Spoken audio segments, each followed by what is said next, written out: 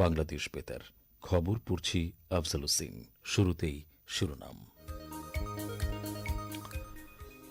বাংলাদেশ থেকে দ্রুত রোহিঙ্গা প্রত্যাবাসনে ইতিবাচক মিয়ানমার। নতুন দিল্লিতে বিমস্টেক সম্মেলনে পররাষ্ট্রমন্ত্রী ড হাসান মাহমুদের সাথে পার্শ্ব বৈঠকে বললেন মিয়ানমারের পররাষ্ট্রমন্ত্রী। কোটা নিয়ে উচ্চ আদালতের স্থিতাদেশের পর শিক্ষার্থীদের আন্দোলন চালিয়ে যাওয়ার যৌক্তিকতা নেই, মন্তব্য ওবায়দুল কাদেরের। ব্যাপক জনপ্রিয় হয়ে উঠেছে জরুরি সেবা 999। প্রতিদিন গড়ে 25,000 থেকে 28,000 ভুক্তভোগী সেবা পেয়ে থাকেন এই নম্বরে কল করে। সকলের উচিত আদালতের নির্দেশনা মেনে চলা, আইনের লঙ্ঘন বরদাস্ত করবে না পুলিশ, জানালেন ঢাকা মহানগর পুলিশ কমিশনার। সিলেটে সব নদ নদীর পানি বৃদ্ধি পাওয়ায় প্রলম্বিত হচ্ছে বন্যা পরিস্থিতি। পার্লামেন্টে আস্থা ভোটে হারলেন নেপালের প্রধানমন্ত্রী পুষ্পকমল দাহাল প্রচণ্ড। এবং উইম্বলডন টেনিসের পুরুষ এককের ফাইনালে উঠেছেন নোভাক জোকোভিচ ও কার্লোস আলকারাস। শিরোনাম শুনলেন, এবারে বিস্তারিত। মিয়ানমারের পররাষ্ট্রমন্ত্রী থান সুই রোহিঙ্গা প্রত্যাবাসন শুরুর বিষয়ে ইতিবাচক সাড়া দিয়েছেন। ভারতের রাজধানী নতুন দিল্লিতে গত বৃহস্পতিবার পররাষ্ট্রমন্ত্রী ড হাসান মাহমুদের সাথে দ্বিপক্ষীয় বৈঠকে মিয়ানমারের পররাষ্ট্রমন্ত্রী এ মনোভাব ব্যক্ত করেন। নতুন দিল্লিতে দক্ষিণ ও দক্ষিণ পূর্ব এশিয়ার 7টি দেশের আঞ্চলিক জোট বে of Bengal initiative for multi-sectoral technical and economic cooperation BIMSTEC দেশগুলোর পররাষ্ট্রমন্ত্রীদের দ্বিতীয় রিট্রিটে যোগদানের পাশাপাশি এই বৈঠক অনুষ্ঠিত হয়। ঢাকায় পররাষ্ট্র মন্ত্রণালয়ের এক সংবাদ বিজ্ঞপ্তিতে গতকাল এই কথা জানানো হয়েছে। দুদিনব্যাপী রিট্রিটের প্রথম দিন গত বৃহস্পতিবার সন্ধ্যায় এ বৈঠকে ড হাসান মাহমুদ বলেন, মিয়ানমার দীর্ঘদিন ধরে বলে আসছে যে তারা তাদের দেশ থেকে জোরপূর্বক উদ্বাস্তু হয়ে বাংলাদেশে আশ্রিত রোহিঙ্গাদের ফেরত নিতে সম্মত আছে, কিন্তু এটি কার্যে পরিণত হওয়ার চিহ্ন এখনও পরিলক্ষিত হয়নি। প্রত্যাবাসন প্রক্রিয়া শুরু হলেই কেবল মিয়ানমার তাদের প্রতিশ্রুতি রক্ষার নজির রাখতে পারে উল্লেখ করে বিষয়টির উপর গভীর গুরুত্ব আরোপ করেন ড হাসান মাহমুদ। মিয়ানমারের পররাষ্ট্রমন্ত্রী এ ব্যাপারে ইতিবাচক সাড়া দেন এবং তাঁর সরকারের সাথে আলোচনা করে দ্রুত প্রত্যাবাসন শুরুর অভিপ্রায় পুনর্ব্যক্ত করেন। এদিকে রিট্রিটের শেষ দিন গতকাল নতুন দিল্লিতে ভারতের প্রধানমন্ত্রী নরেন্দ্র মোদীর সঙ্গে তাঁর বাসভবন পঞ্চবটিতে বাংলাদেশের পররাষ্ট্রমন্ত্রী সহ রিট্রিটে যোগদানকারী ভুটান, ভারত, মিয়ানমার, শ্রীলঙ্কা ও থাইল্যান্ডের পররাষ্ট্রমন্ত্রীরা ও নেপালের পররাষ্ট্র সচিব সৌজন্য সাক্ষাৎ করেন। বিমস্টেক সদস্য রাষ্ট্রগুলোর পররাষ্ট্রমন্ত্রীরা এই রিট্রিটে বিমস্টেক প্রক্রিয়াকে আরও শক্তিশালী করার বিভিন্ন উপায় নিয়ে আলোচনায় অংশ নেন। পররাষ্ট্রমন্ত্রী ড হাসান মাহমুদ সম্মেলনে বাংলাদেশের কার্যকর অবস্থান তুলে ধরার পাশাপাশি ভারতের পররাষ্ট্রমন্ত্রী ড এস জয়শঙ্করের সাথেও সংক্ষিপ্ত পার্শ্ব বৈঠকে নিত্যপণ্য আমদানির সুবিধা অব্যাহত রাখা ও তিস্তা প্রকল্পের জন্য কারিগরি দল পাঠানোর বিষয়সহ দ্বিপক্ষীয় স্বার্থ নিয়ে আলোচনা করেন। আওয়ামী লীগ সাধারণ সম্পাদক এবং সড়ক পরিবহন ও সেতুমন্ত্রী ওবায়দুল কাদের বলেছেন, দেশের মানুষের যৌক্তিক দাবির প্রতি আওয়ামী লীগ সবসময় আন্তরিক। আওয়ামী লীগ সবসময় জনগণের আশা আকাঙ্ক্ষা ধারণ করে একটি জনকল্যাণকর, উন্নত, সমৃদ্ধ রাষ্ট্র বিনির্মাণে কাজ করে যাচ্ছে। গতকাল গণমাধ্যমে পাঠানো এক সংবাদ বিবৃতিতে তিনি এসব কথা বলেন। ওবায়দুল কাদের বলেন, কোটা সংস্কার আন্দোলন চলমান থাকলে সাধারণ মানুষের ভোগান্তি বাড়বে। তিনি বলেন, জনগণ এ আন্দোলনের কাছে জিম্মি হয়ে পড়লে তরুণ শিক্ষার্থীদের ওপর তারা আস্থাহীন হয়ে পড়বে। আওয়ামী লীগ সাধারণ সম্পাদক বলেন, একটি চিহ্নিত রাজনৈতিক মহল শিক্ষার্থী ও জনগণের মধ্যে দ্বন্দ্ব সৃষ্টি করে ফায়দা লোটার অপচেষ্টা করছে। ওবায়দুল কাদের বলেন, সরকারি চাকুরিতে কোটা সংরক্ষণ নিয়ে সুপ্রিম কোর্টের হাইকোর্ট বিভাগের রায়ের উপর 4 সপ্তাহের স্থিতাদেশ দিয়েছে আপিল বিভাগ। আপিল বিভাগের এই আদেশের পরে হাইকোর্ট বিভাগের রায়ের কোনো কার্যকারিতা বর্তমানে নেই। এরপরও শিক্ষার্থীদের আন্দোলন চলমান থাকার যৌক্তিকতা নেই। ওবায়দুল কাদের বলেন, চূড়ান্ত শুনানিতে আন্দোলনকারীদের পক্ষের আইনজীবীর আরও যুক্তিতর্ক উপস্থাপনের সুযোগ রয়েছে। আইন বিচার ও সংসদ বিষয়ক মন্ত্রী আনিসুল হক বলেছেন, কোটা বিরোধী আন্দোলনকারী ছাত্ররা যদি আদালতে এসে তাদের বক্তব্য উপস্থাপন করতে চান তাহলে সুপ্রিম কোর্টের আপিল বিভাগ সেই বক্তব্য শুনবে। যারা বক্তব্য দেবেন তাদের বক্তব্য আদালত বিবেচনায় নেবেন। তিনি গতকাল ব্রাহ্মণবাড়িয়ার কসবা উপজেলা মিলনায়তনে পল্লী কর্মসংস্থান ও সড়ক রক্ষণাবেক্ষণ কর্মসূচি প্রকল্পের রক্ষণাবেক্ষণকারীদের মধ্যে চেক বিতরণ অনুষ্ঠানে প্রধান অতিথির বক্তব্যে এই কথা বলেন। আন্দোলনকারীদের উদ্দেশ্যে আইনমন্ত্রী বলেন, আন্দোলনের কোনো ইস্যু নেই, শিক্ষার্থীদের কাজ হচ্ছে লেখাপড়া করা, তাই তাদের ক্লাসে ফিরে যাওয়া উচিত। Dhaka metropolitan police commissioner Habibur Rahman বলেছেন, আদালতের আদেশ সবাইকে মানতে হবে এবং পুলিশ কোনো আইন লঙ্ঘন বরদাস্ত করবে না। গতকাল রাজধানীতে Bangladesh crime reporters association crab আয়োজিত এক অনুষ্ঠানে তিনি এসব কথা বলেন। হাবিবুর রহমান বলেন, সরকারি চাকুরিতে কোটা পদ্ধতি নিয়ে হাইকোর্টের দেয়া রায়ে 1 মাসের স্থিতাবস্থা দিয়েছে সুপ্রিম কোর্টের আপিল বিভাগ। তিনি বলেন, সাংবাদিকরা সবসময় অনুসন্ধানী প্রতিবেদন তৈরি করে ন্যায় বিচার নিশ্চিত করতে পুলিশকে সহায়তা করে এবং সত্য বের করে আনে। ক্র্যাবের সভাপতি কামরুজ্জামান খানের সভাপতিত্বে অনুষ্ঠানে উপস্থিত ছিলেন ঢাকা রিপোর্টার্স ইউনিটির সভাপতি সৈয়দ শুকুর আলী শুভ, বাংলাদেশ ফেডারেল সাংবাদিক ইউনিয়নের কোষাধ্যক্ষ, ক্র্যাবের সাবেক সভাপতি ও সিনিয়র সাংবাদিকবৃন্দ। সাধারণ মানুষকে সেবা দেওয়ার মাধ্যমে ব্যাপক জনপ্রিয় হয়ে উঠেছে জাতীয় জরুরি সেবা 999। প্রতিদিন গড়ে প্রায় 25 থেকে 28 হাজার মানুষ 999-এ কল করে এই সেবার সুফল ভোগ করছেন। পুলিশের অতিরিক্ত মহাপরিদর্শক মোহাম্মদ তবারকুল্লাহ এ ব্যাপারে বাংলাদেশ বেতারকে জানান, 2017 সালে যাত্রা শুরুর পর প্রায় 5.5 কোটি মানুষ কল করে সেবা লাভ করেছেন। তিনি বলেন, 999 সেবাকে আরও ত্বরান্বিত করতে কাজ করছে বাংলাদেশ পুলিশ। বিস্তারিত প্রতিবেদনে। 2017 সালের ডিসেম্বরে সাধারণ মানুষকে বিপদে আপদে সহজে এবং দ্রুত সেবা প্রদানের লক্ষ্যে বাংলাদেশ পুলিশ 999 সেবা কার্যক্রম চালু করে। প্রধানমন্ত্রী শেখ হাসিনার আইসিটি বিষয়ক উপদেষ্টা সজীব ওয়াজেদ জয় এই সেবার উদ্বোধন করেন। সুফল পেতে থাকায় 999 ক্রমেই জনপ্রিয় হয়ে উঠতে থাকে। মানুষের আস্থা বাড়তে থাকায় সেবা গ্রহীতার সংখ্যাও অনেক বেড়েছে। যে কোনো দুর্ঘটনা, চুরি, ছিনতাই, অগ্নিকাণ্ড, হঠাৎ অসুস্থ হয়ে পড়া কিংবা প্রাকৃতিক দুর্যোগ সহ যে কোনো বিপদে মানুষের ভরসাস্থলের নাম এখন 999।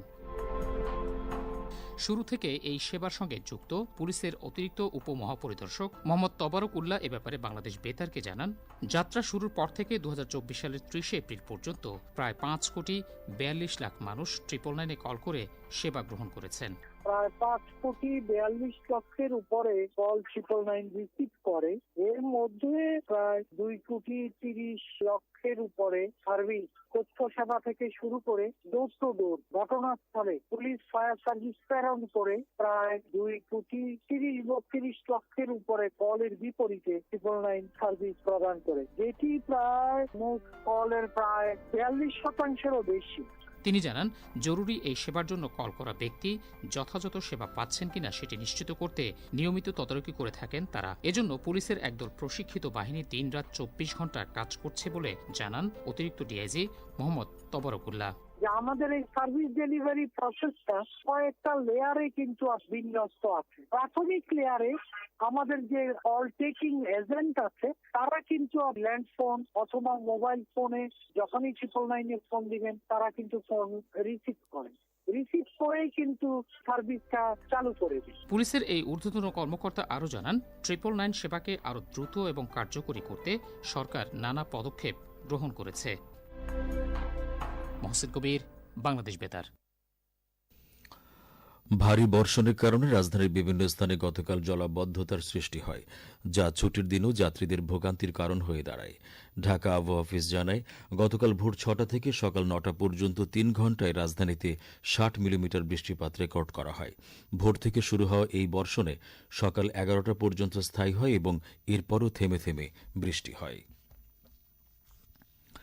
ঢাকা উত্তর সিটি কর্পোরেশন ডিএনসিসির 5,000-এরও বেশি পরিচ্ছন্নতা কর্মী ও 10টি কুইক রেসপন্স টিম গতকাল ভোর থেকে ভারী বর্ষণে সৃষ্ট জলাবদ্ধতা নিরসনে নিয়োজিত ছিল। ডিএনসিসির এক সংবাদ বিজ্ঞপ্তিতে বলা হয়েছে, কল্যাণপুরে স্থাপিত 5টি পাম্পও পানি অপসারণ ত্বরান্বিত করতে গতকাল সকাল থেকে একযোগে কাজ করে। ভারী বর্ষণ ও পাহাড়ি ঢলে সিলেটের সব নদ নদীর পানি বৃদ্ধি পাওয়ায় চলমান বন্যা পরিস্থিতি দীর্ঘস্থায়ী হচ্ছে। বন্যা সতর্কীকরণ কেন্দ্র জানায় গতকাল বিকেল ৩টায় সিলেটের সুরমা নদীর পানি বিপদসীমার ২১ সেন্টিমিটার নিচ দিয়ে প্রবাহিত হচ্ছিল। সুরমার কানাইঘাট পয়েন্টে একই সময় পানি বিপদসীমার ৪২ সেন্টিমিটার উপর দিয়ে প্রবাহিত হচ্ছিল। অপরদিকে কুশিয়ারা নদীর অমলশীত পয়েন্টে পানি বিপদসীমার ২৩ সেন্টিমিটার উপর দিয়ে প্রবাহিত হচ্ছিল। সিলেট জেলা প্রশাসন জানিয়েছে বন্যায় জেলার ১৩টি উপজেলার ৯৫টি ইউনিয়নের ১,০৪১টি গ্রাম প্লাবিত হয়েছে। এতে পানিবন্দী অবস্থায় রয়েছেন প্রায় ৫.৫ লক্ষ মানুষ। এসব এলাকায় ২১৩টি আশ্রয়কেন্দ্রে প্রায় ৯,০০০-এরও বেশি মানুষ অবস্থান করছেন। এর মধ্যে বালাগঞ্জ, ওসমানীনগর, ফেঞ্চুগঞ্জ ও বিয়ানীবাজার উপজেলায় বন্যা দীর্ঘস্থায়ী হওয়ায় দুর্ভোগ বেড়েছে। এদিকে মৌলভীবাজারে ধীরগতিতে পানি কমলেও সার্বিক বন্যা পরিস্থিতির উন্নতি হয়েছে। গত ২৪ ঘণ্টায় হাকালুকি ও কাওড়াদিঘি হাওরের পানি স্থান বিশেষে ১ ফুট থেকে ১.৫ ফুট কমেছে। বানভাসী লোকজন আশ্রয় কেন্দ্র ও স্বজনদের বাড়ি থেকে নিজ বসতঘরে ফিরছেন। এদিকে সুনামগঞ্জে ২৪ ঘণ্টায় ১৫৫ মিলিমিটার বৃষ্টিপাত রেকর্ড করেছে পানি উন্নয়ন বোর্ড। গতকাল দুপুর ১২টায় সুরমা নদীর পানি বৃদ্ধি পেয়ে বিপদসীমার ৩০ সেন্টিমিটার উপর দিয়ে প্রবাহিত হচ্ছিল। আমাদের উপবার্তা নিয়ন্ত্রক সঞ্জয় সরকার জানিয়েছেন, এর ফলে জেলার নিচু এলাকা জলমগ্ন হয়েছে। বানভাসী মানুষের সহায়তায় বিভাগের সকল জেলা ও উপজেলায় সরকারি বেসরকারি উদ্যোগে ত্রাণ বিতরণ অব্যাহত আছে। ভৌগোলিক নির্দেশক জিআই পণ্যের স্বীকৃতি পেয়েছে গোপালগঞ্জের ঐতিহ্যবাহী ব্রোঞ্জের গহনা। এটি জেলার দ্বিতীয় পণ্য হিসেবে জিআই স্বীকৃতি অর্জন করেছে। গোপালগঞ্জের জেলা প্রশাসক কাজী মাহবুবুল আলম বাংলাদেশ সংবাদ সংস্থা বাসসকে এ তথ্য জানিয়েছেন। তিনি বলেন, এই স্বীকৃতির ফলে ব্রোঞ্জের গহনার ঐতিহ্যকে বিশ্বব্যাপী ছড়িয়ে দেওয়া সম্ভব হবে। এছাড়া এর সাথে সম্পৃক্ত কারিগরদের কর্মসংস্থান ও জীবনযাত্রার মান উন্নয়নেও সহায়ক হবে। এর আগে গোপালগঞ্জের রসগোল্লা জেলার প্রথম পণ্য হিসেবে জিআই স্বীকৃতি লাভ করেছিল। খবর প্রচারিত হচ্ছে বাংলাদেশ বেতার থেকে। বাংলাদেশ বেতারের সকাল ৭টার সংবাদ আরও শুনতে পাবেন আমাদের ওয়েবসাইট বেতার.gov.bd-তে। এছাড়াও শুনতে পাচ্ছেন বার্তা বিভাগের ফেসবুক পেজ facebook.com/বাংলাদেশ বেতার নিউজ এবং বেতারের অ্যাপের মাধ্যমে। বাংলাদেশ বেতার এখন স্মার্টফোনে আপনার হাতের মুঠোয়। অ্যাপসের মাধ্যমে বাংলাদেশ বেতারের সংবাদ এবং অনুষ্ঠান শুনুন বিশ্বের যে কোনো প্রান্ত থেকে। আপনাদের পছন্দের অনুষ্ঠান শুনতে গুগল প্লে স্টোর বা অ্যাপল স্টোর থেকে আজই ডাউনলোড করুন বাংলাদেশ বেতার অ্যাপসটি। খবরের বাকি অংশ পড়ছি ঝর্ণা আলমগীর। যমুনা নদীর উপর নির্মাণাধীন বঙ্গবন্ধু শেখ মুজিব রেলওয়ে সেতুর নির্মাণ কাজ আগামী ডিসেম্বর নাগাদ সম্পন্ন হবে বলে আশা করা হচ্ছে। প্রকল্প পরিচালক আল ফাত্তাহ মোহাম্মদ মাসুদুর রহমান বলেন, দ্রুত এই সেতুর কাজ সম্পন্ন করতে দিনরাত কাজ করে যাচ্ছেন দেশি বিদেশি শ্রমিক ও প্রকৌশলীরা। সেতুটি চালু হলে দেশের অর্থনীতিতে ইতিবাচক প্রভাব ফেলবে বলেও জানিয়েছেন সংশ্লিষ্টরা। বিস্তারিত শুনুন প্রতিবেদনে। দেশের যোগাযোগ ব্যবস্থার উন্নয়নে যুগান্তকারী নানা মেগা প্রকল্প বাস্তবায়ন করছে বর্তমান সরকার। স্বপ্নের পদ্মা সেতু এবং কর্ণফুলী টানেল নির্মাণের পর এবার দেশের উত্তরাঞ্চলের সঙ্গে রাজধানীর যাত্রী ও পণ্য পরিবহন সেবাকে ত্বরান্বিত করতে যমুনার বুকে নির্মিত হচ্ছে বঙ্গবন্ধু শেখ মুজিব রেলওয়ে সেতু। নির্মাণাধীন সেতুর ৫০টি পিলারের ওপর ৪৯টি স্প্যান বসানো হয়েছে। ফলে ৪.৮ কিলোমিটার সেতুটির সুপার স্ট্রাকচার এখন পুরোটাই দৃশ্যমান।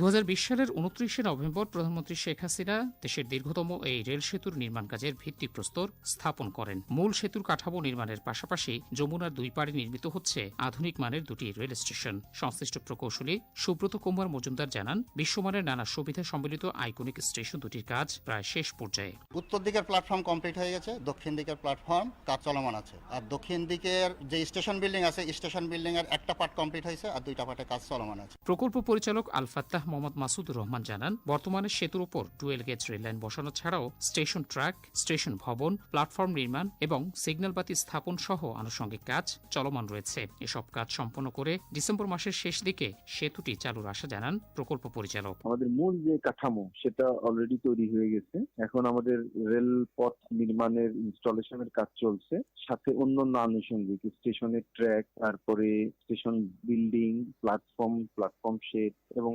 আনুষঙ্গিক অবকাঠামো, সিগন্যালিং, এগুলো কাজ চলছে এখন।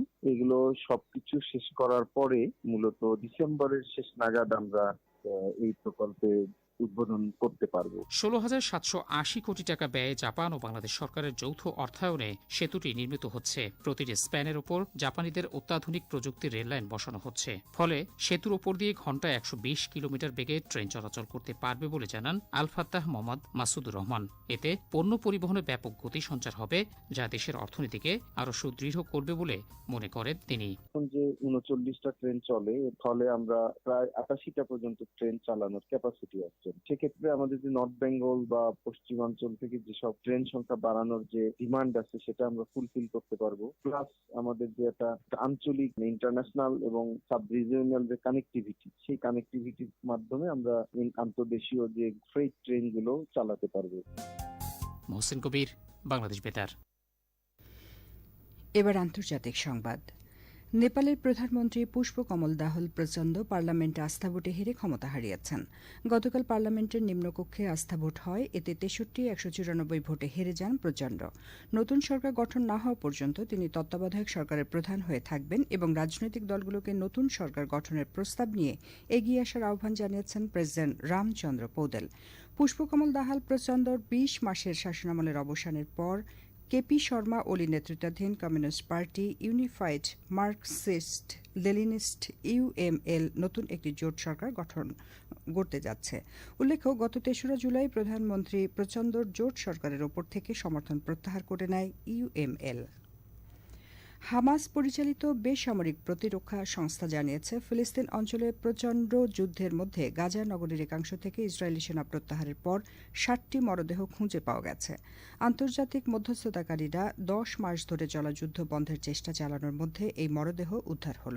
বেসামরিক প্রতিরক্ষা সংস্থা জানায়, তাল আল হাওয়া ও আদ সিনা এলাকা থেকে মরদেহগুলো উদ্ধার করা হয়েছে।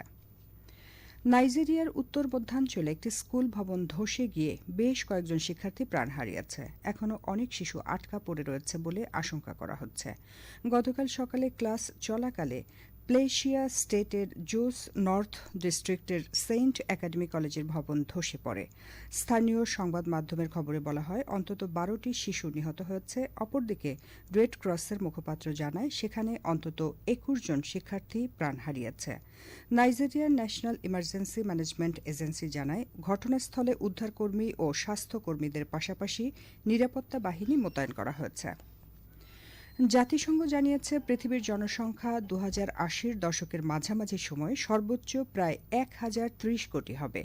বর্তমান 820 কোটি জনসংখ্যা আগামী 60 বছর পর সেই সর্বোচ্চ পর্যায়ে পৌঁছাবে। বৃহস্পতিবার বিশ্ব জনসংখ্যার সম্ভাবনা 2024 প্রকাশিত এক প্রতিবেদনে একথা জানানো হয়। এখন শুনুন কৃষি সংবাদ। খাদ্য উৎপাদনে উদ্বৃত্ত জেলা জয়পুরহাটে চলতি 2024-2025 খরিফ 1 মৌসুমে 69,850 হেক্টর জমিতে রোপা আমন ধান চাষের লক্ষ্যমাত্রা নির্ধারণ করেছে স্থানীয় কৃষি বিভাগ। ইতিমধ্যে রোপা আমনের চারার জন্য বীজতলা তৈরিতে ব্যস্ত সময় পার করছেন কৃষকরা। জেলা কৃষি সম্প্রসারণ অধিদপ্তর সূত্র জানায়, জেলায় চলতি মৌসুমে চালের উৎপাদন লক্ষ্যমাত্রা ধরা হয়েছে প্রায় 3 লাখ টন। খেলা খবর, টেনিস। লন্ডনে উইম্বলডনের পুরুষ এককের ফাইনালে উঠেছেন নোভাক জোকোভিচ ও কার্লোস আলকারাজ। গতকাল দ্বিতীয় সেমিফাইনালে নোভাক জোকোভিচ 6-4, 7-6, 6-4 সেটে লরেঞ্জো মুসেত্তিকে পরাজিত করেন। এর আগে প্রথম সেমিফাইনালে কার্লোস আলকারাজ 6-7, 6-3, 6-4 ও 6-4 সেটে দানিল মেদভেদেবকে পরাজিত করেন। আগামীকাল পুরুষ এককের ফাইনাল খেলা অনুষ্ঠিত হবে। আবহাওয়া অফিস জানিয়েছে, বাংলাদেশের উপর মৌসুমী বায়ু সক্রিয় থাকায় রাজশাহী, রংপুর, ময়মনসিংহ, সিলেট ও চট্টগ্রাম বিভাগের কোথাও কোথাও আজ বেলা 11টা পর্যন্ত ভারী থেকে অতি ভারী বর্ষণ হতে পারে। ভারী বর্ষণজনিত কারণে চট্টগ্রাম ও সিলেট বিভাগের পাহাড়ি এলাকার কোথাও কোথাও ভূমিধসের আশঙ্কা রয়েছে। এদিকে আজ বেলা 1টা পর্যন্ত পূর্বাভাসে বলা হয়েছে, রংপুর, ময়মনসিংহ, ঢাকা, ফরিদপুর, খুলনা, বরিশাল, পটুয়াখালী, নোয়াখালী, কুমিল্লা, চট্টগ্রাম, কক্সবাজার এবং সিলেট অঞ্চলের উপর দিয়ে দক্ষিণ দক্ষিণ পূর্ব দিক থেকে ঘণ্টায় সর্বোচ্চ 60 কিলোমিটার বেগে দমকা অথবা ঝোড়ো হাওয়া বয়ে যেতে পারে। সেই সঙ্গে বৃষ্টি অথবা বজ্রসহ বৃষ্টিপাতের সম্ভাবনা রয়েছে। এসব এলাকার নদীবন্দরসমূহকে 1 নম্বর সতর্ক সংকেত দেখাতে বলা হয়েছে। আজ ঢাকায় সূর্যোদয় হচ্ছে 5টা 19 মিনিটে এবং সূর্য অস্ত যাবে 6টা 49 মিনিটে। শেষ করার আগে শিরোনামগুলো আরেকবার। বাংলাদেশ থেকে দ্রুত রোহিঙ্গা প্রত্যাবাসনে ইতিবাচক মিয়ানমার। নতুন দিল্লিতে বিমস্টেক সম্মেলনে পররাষ্ট্রমন্ত্রী ড হাসান মাহমুদের সাথে পার্শ্ব বৈঠকে বললেন মিয়ানমারের পররাষ্ট্রমন্ত্রী। কোটা নিয়ে উচ্চ আদালতের স্থিতাদেশের পর শিক্ষার্থীদের আন্দোলন চালিয়ে যাওয়ার যৌক্তিকতা নেই, মন্তব্য ওবায়দুল কাদেরের। ব্যাপক জনপ্রিয় হয়ে উঠেছে জরুরি সেবা 999। প্রতিদিন গড়ে 25,000 থেকে 28,000 ভুক্তভোগী সেবা পেয়ে থাকেন এই নম্বরে কল করে। সকলের উচিত আদালতের নির্দেশনা মেনে চলা, আইনের লঙ্ঘন বরদাস্ত করবে না পুলিশ, জানালেন ঢাকা মহানগর পুলিশ কমিশনার। বাংলাদেশ বেতারের সকাল 7টার সংবাদ আরও শুনতে পাবেন আমাদের ওয়েবসাইট betar.gov.bt-তে। এছাড়া বার্তা বিভাগের ফেসবুক পেজ facebook.com/বাংলাদেশ বেতার নিউজ এবং বেতারের অ্যাপের মাধ্যমে শুনতে পাবেন প্রচারিত সংবাদ। খবর শেষ হলো। আমাদের পরবর্তী খবর প্রচারিত হবে সকাল